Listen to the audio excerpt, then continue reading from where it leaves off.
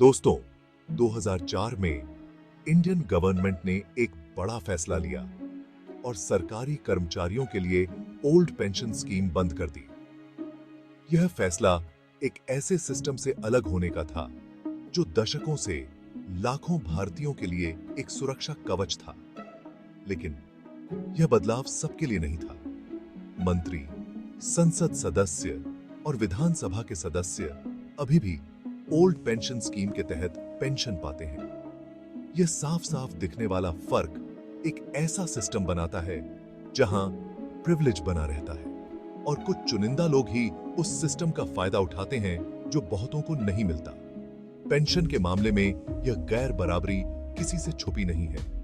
इसने लोगों में असंतोष पैदा किया है और भारत में फेयरनेस और इक्विटी पर गंभीर सवाल खड़े किए हैं। जो लोग नीतियां बनाने और उन्हें लागू करने के लिए जिम्मेदार हैं, वही लोग रिटायरमेंट में उस आर्थिक सुरक्षा का आनंद लेते हैं जो उनके द्वारा प्रतिनिधित्व करने वाले अधिकांश नागरिकों के लिए उपलब्ध नहीं है।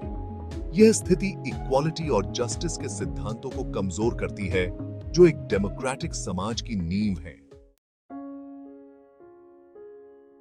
ओल्ड पेंशन स्कीम एक निश्चित लाभ पेंशन प्रदान करती थी, जो रिटायरमेंट के बाद जीवन भर के लिए एक निश्चित आय की गारंटी देती थी।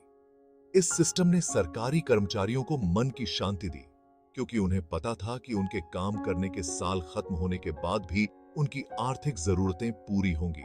इसके विपरीत ओल्ड पेंशन स्कीम के रिप्लेसमेंट के रूप में पेश की गई न्यू पेंशन स्कीम बाजार से जुड़ी एक प्रणाली है।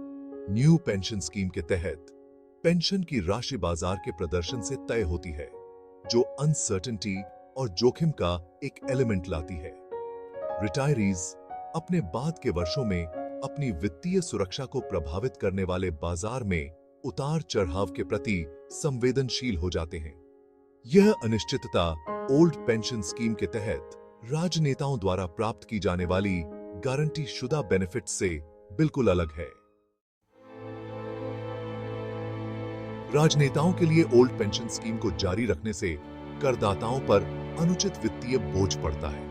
जहां आम नागरिक न्यू पेंशन स्कीम के माध्यम से अपने रिटायरमेंट के लिए फंडिंग में योगदान करते हैं, वहीं वे एक साथ निर्वाचित अधिकारियों के लिए उदार पेंशन की लागत भी वहन कर रहे हैं। यह असमान बोझ अन्याय की भावना को बढ़ावा देता है और सरकार में जनता के विश्वास को कम करता है। यह धारणा कि राजनेता आम नागरिकों द्वारा सामना की जा रही वास्तविकताओं से अलग है, इस पेंशन असमानता से और भी मजबूत होती है। यह शासन करने वालों और शासित लोगों के बीच एक विभाजन पैदा करता है, जो एक रिप्रेजेंटेटिव डेमोक्रेसी की नींव को कमजोर करता है। चौथा भाग, एक न्याय संगत और समान पेंशन प्रणाली की ओर। इस पेंशन असमानता को दूर करने के लिए फेयरनेस और ट्रांसपेरेंसी के प्रति प्रतिबद्धता की आवश्यकता है। एक संभावित समाधान यह है कि सभी सरकारी कर्मचारियों को ओल्ड पेंशन स्कीम का लाभ दिया जाए, जिससे सभी के लिए एक सम्मानजनक रिटायरमेंट सुनिश्चित हो सके। वैकल्पिक रूप से राजनेता सेवा आधारित अलाउंसेस की प्रणाली में परिवर्तित हो सकते हैं, जिससे उनके रिटायरमेंट बेनिफिट्स को एक निश्चित अवधि तक सीमित किया जा सके। इस तरह के कदम से समानता और साझा जिम्मेदारी के प्रति प्रतिबद्धता का प्रदर्शन होगा। यह निर्वाचित अधिकारियों के हितों को उन लोगों के साथ और अधिक निकटता से जोड़ेगा जिनका वे प्रतिनिधित्व करते हैं, जिससे एकजुटता और साझा उद्देश्य की भावना को बढ़ावा मिलेगा। पांचवां भाग, कार्रवाई के लिए आह्वान, पेंशन विभाजन को पाटना। भारत में पेंशन असमानता का मुद्दा केवल वित्तीय नीति का मामला नहीं है, यह सामाजिक न्याय का मामला है। यह जरूरी है कि पॉलिसी मेकर्स इस असमानता को दूर करने के लिए तत्काल कदम उठाएं और ऐसे सुधारों को लागू करें जो फेयरनेस और इक्विटी को प्राथमिकता दें। नागरिकों की भी एक महत्वपूर्ण भूमिका है।